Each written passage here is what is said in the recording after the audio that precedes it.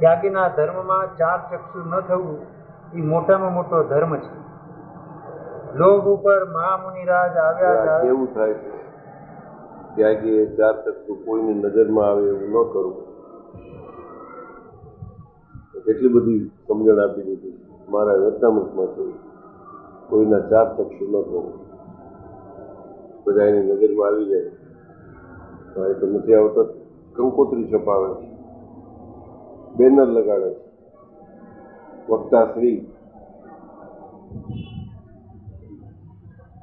ભલે ઇન્ફોર્મેશન માટે નોખી વાત છે, તો બધા ગમે તેમ કરીને કોણી મારીને ચાર ચક્ષુ થવા તૈયાર છે.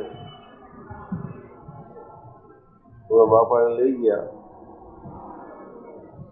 એનો ગંજી રસોઈ કરે છે.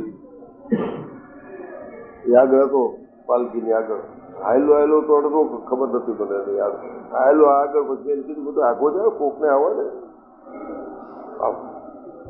આ ધ્યાન નીકળી ગયું. બધું ઓલી ફોટા પડતા હતા ને, શું કે છે રૂલ ફિલ્મ પડતી હતી, વિડીયો હતી, એની સામે ભૂલાઈ ગયું કે આ યાદવજી બાપાની સ્મશાન યાત્રામાં જાય છે કે પાછળ 25,000 માણસ છે.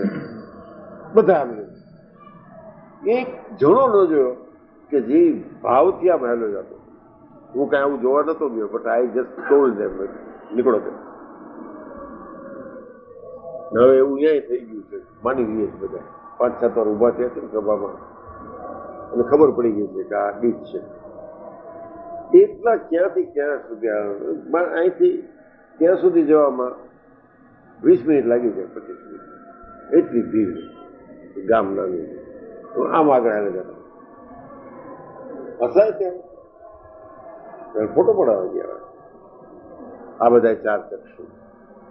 વાય હી વોન્ટેડ ધેટ કે જ્યારે ત્યારે દેખાય ત્યારે કે આપણે છીએ.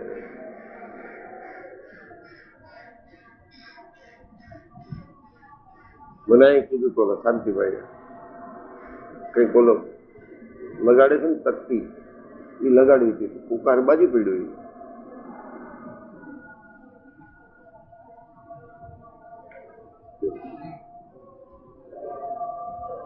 મેં કીધું શું કામ શાંતિભાઈ, શું કામ વાંધો થાવ? અરે કે તકતી મેં અહીં લગાડવા કીધું, પાછળ લગાવી દીધી. બધું લગાવી દીધી ને શું થયું કે ના અહીં આવે તો આમ ફરતા છોકરાઓ જોઈએ તો ખ્યાલ આવે. બધું છોકરાઓ જોઈએ તો એવો ખ્યાલ કરશે 25 વર્ષ પછી કે બાપા આવી મૂર્ખાઈ કરી છે. The time is changing fast. They won't believe in this. દેહ છે એટલે કે તકતીની condition. All this things is understanding. એટલે કોઈ કહેવાનું જ નથી. આ લોકોને તો ચાર ચક્ષુ થવું છે તો લગાડી નાખ્યું પડશે. આ ચાર ચક્ષુ થવા મળશે, આખા સમય ખર્ચા કરે છે. આ બધો આપણો સમય છે, આ ચાર ચક્ષુ. એટલે આગળના વખતમાં ગુપ્ત દાન કહેતા, કોઈને ખબર ન પડે કે એને દાન દીધું છે.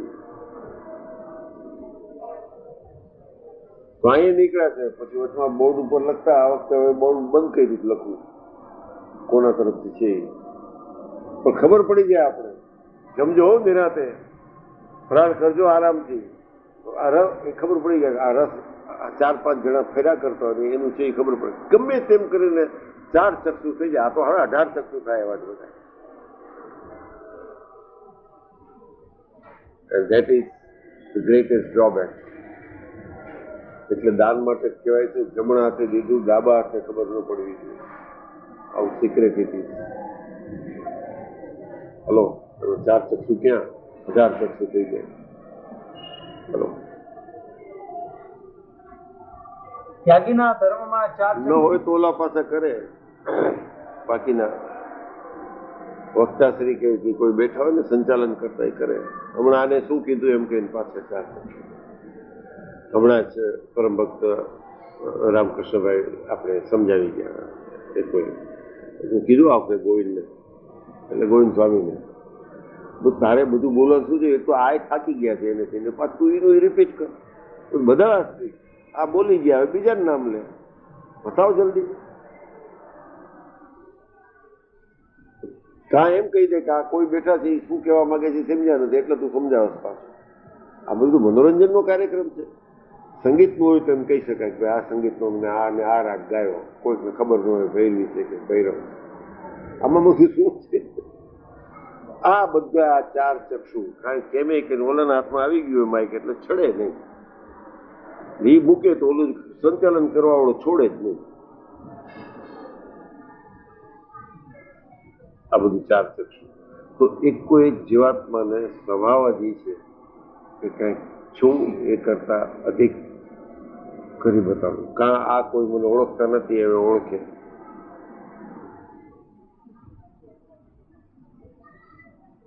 હાલો. ત્યાગના ધર્મમાં ચાર ચક્ષુ ન થવું એ મોટામાં મોટો ધર્મ છે. લોભ ઉપર મહામુનિરાજ આવ્યા જાવે ફરી, સ્વાદે સૌ એકઠું કરી અન્ન જળ નાખી જન જમે, સ્નેહે સંભારે આ મારે જ ચાલુ કરાવ્યું એકઠું કરીને ગાદી મેળા પેલા કરાવી દીધું હતું. ભેગું કરીને પાણી નાખીને જમો. પોતે એમ જમતા જોઈ જોઈને બધા અનુકરણ કર્યું.